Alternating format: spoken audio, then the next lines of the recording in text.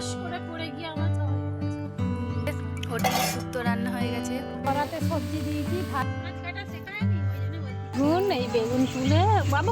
Hello everyone, সকলে কেমন আছো? আশা করি অনেক ভালো আছো। আমি তনুশ্রী পেজে সবাইকে স্বাগত জানিয়ে আজ একটা নতুন ভিডিও নিয়ে চলে এসেছি। আশা করি অনেক ভালো লাগবে। আমার পিছনে দেখো পুরো জঙ্গল। আমি চলে এসেছি মেদিনীপুরে এক দিদির বাড়ি। তো আগেও অনেক ভিডিও দিয়েছি, সেগুলো তো তোমরা দেখেছি জানো। তো চলো তোমাদের সঙ্গে একটা ভিডিও শেয়ার করি। তো ফাইনালি সকালবেলা ঘুম থেকে উঠলাম। আজকের আমার তৃতীয় দিন মেদিনীপুরে থাকা। তো সকালবেলা ঘুম থেকে উঠে আমি টিফিন করে নিয়েছি, নিয়ে এখন সবজি কাটতে বসেছি। এরকম সবজি তুলেছি শুক্তো বানাবো বলে, আর ওই উনুনে দেখছো, উনুনে রান্না করব। তো চলো ভিডিওটা প্রথম থেকে দেখতে থাকো। আমি এক দিদির বাড়ি এসেছি।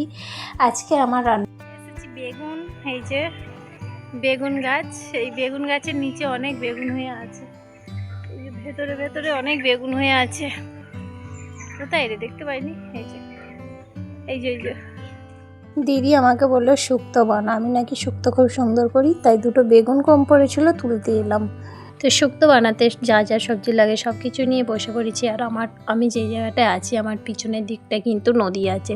তো ওইদিকে পুরো মানুষ সমান জঙ্গল হয়ে গেছে। এর আগের বাড়ি যখন এসেছিলাম বেশ সুন্দর ফাঁকা ছিল, তাতে আমি ভিডিও করেছিলাম।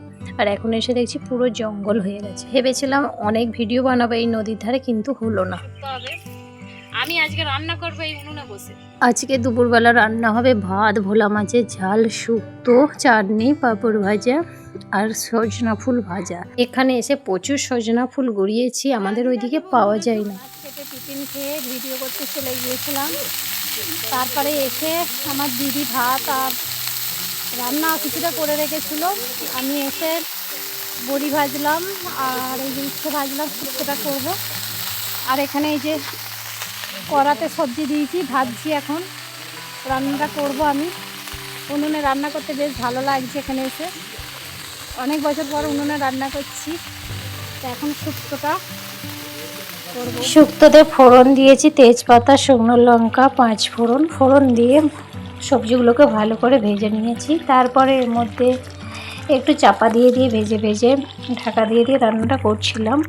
আর এতে মশলা বাটা দিয়েছি, কাজু বাটা, সর্ষে বাটা আর পোস্ত বাটা, এই 3 ধরনের মশলা দিয়েছি। তো আমার মোটামুটি তরকারিটা হয়ে এসেছে। আর চাপা দিয়ে দিয়েছিলাম জল দিয়ে, একবার খুলে দেখলাম আর একটু নেড়ে দিলাম। আর সব শেষে মশলাটাকে দিয়ে ঝোল কেন? ওই বড়ি দিলে ঝোল শুকিয়ে যাবে সব। বড়ি দিলে ঝোলটা সব টেনে নেবে।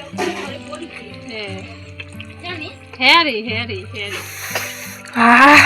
কি সুন্দর গন্ধ বেরিয়েছে। শুক্তোর গন্ধ বেরিয়েছে বলে। রান্নাটা আমার হয়ে এসেছে। এরপর এতে দিয়ে দিচ্ছি উচ্ছে ভাজাগুলো, দিয়ে দিচ্ছি আর বড়িগুলো দিয়ে দিলাম। আমার মেয়ে বলছে এত জল কেন? তো বড়িগুলো দিয়ে দিলে যে জলটা টেনে যাবে তো আর জানি না।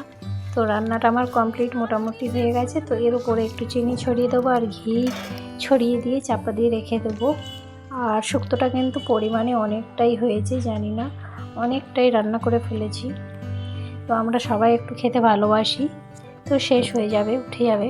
কাল একটা ঘটনা ঘটেছে, সেটা আমার মেয়ে বলছে আর হাসছে। তো শোনো তোমরা। কাল নদীতে জল তুলতে আর কাদা তুলতে গিয়ে ধরাস করে পড়ে গিয়ে আমার চিৎপাত হয়ে আমার এগুলো সব ব্যথা হয়ে গেছে। ধরাস করে পড়ে গিয়ে কালকে আর বুঝতে পারছি না, এখন বুঝতে পারছি পুরো ব্যথা লাগছে। এই যে হোটেলে শুক্তো রান্না হয়ে গেছে। হোটেল এক বাটি 50 টাকা। ফাইনালি আমার শুক্তো রান্না কমপ্লিট। এটা একটু চাপা দিয়ে দেবো বন্ধুরা। শুক্তো রান্না হয়ে গেছে। আমি কিন্তু বেশি কিছু রান্না করিনি, সবটাই দিদি করেছে, বাকিটা আমি।